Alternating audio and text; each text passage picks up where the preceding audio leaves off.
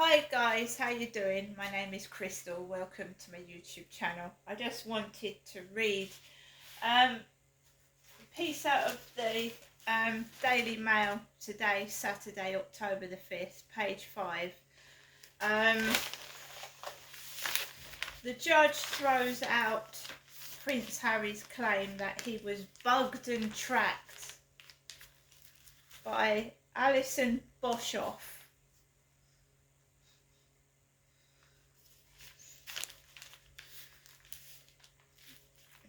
So he warns the prince some of his allegations have no details and the case is taking too much of the court's time. Prince Harry's claims that bugging and tracking devices were planted to monitor him were thrown out by a High Court judge yesterday. Mr. Justice Fancourt said Harry had provided no particulars whatsoever to back up the assertions in his long-running claim against the publication. The Duke of Sussex is suing the publisher of The Sun, along with about 40 other claimants, alleging their personal information was hacked or unlawfully obtained to get stories.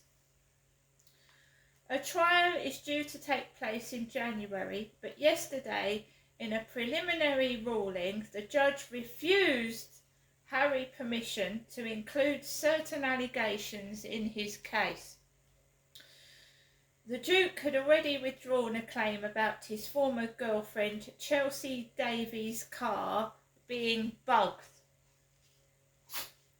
The latest version of Harry's particulars of claim, a legal document setting out details of the allegations he is making, contained only generalised accusations about bugging, said Mr. Justice Fancourt. In a written judgment, he said no particulars are provided about bugging, and a previous specific allegation in relation to Chelsea Davy has been withdrawn. Permission is refused for the allegations of planting bugs in rooms and residences and bugs or tracking devices on cars, as no particulars whatsoever of such allegations have been provided. The judge also refused Harry permission to include the words and or the use of listening and tracking devices in his claim, for the reason that the Duke had provided no particulars of these allegations. It comes after Mr. Justice Fancourt threw out Harry's claims of phone hacking last year because the Duke had waited too long before starting his legal case. Harry had protested that a Buckingham Palace secret agreement had prevented him from bringing his case any sooner, but the judge ruled that such a deal was implausible and rejected Harry's bid to use it as the reason for his late claim. The Duke, 40, who started the case in 2019, can proceed to the trial on the basis of other types of unlawful information gathering which he alleges. Yesterday, the judge described the long-running case as resembling a campaign between two obdurate but well-resourced armies that is taking up more than an appropriate amount of court time.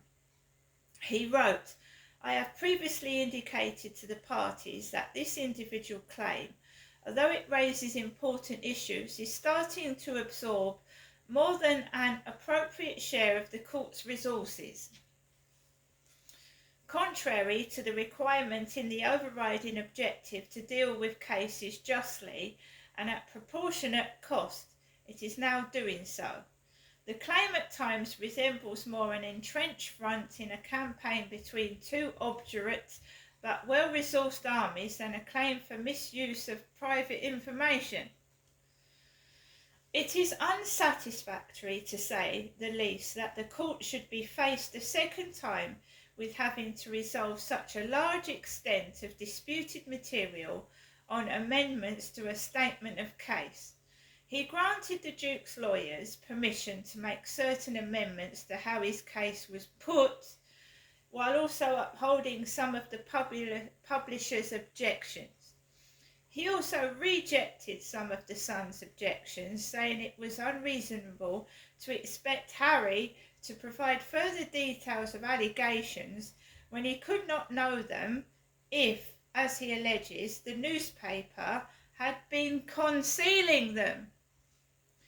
And Mr. Justice Fancourt warned the trial in January must either go ahead or be settled out of court, and would not be delayed any further than it already has been. And this has been written by Sam Greenhill, the chief reporter of the Daily Mail.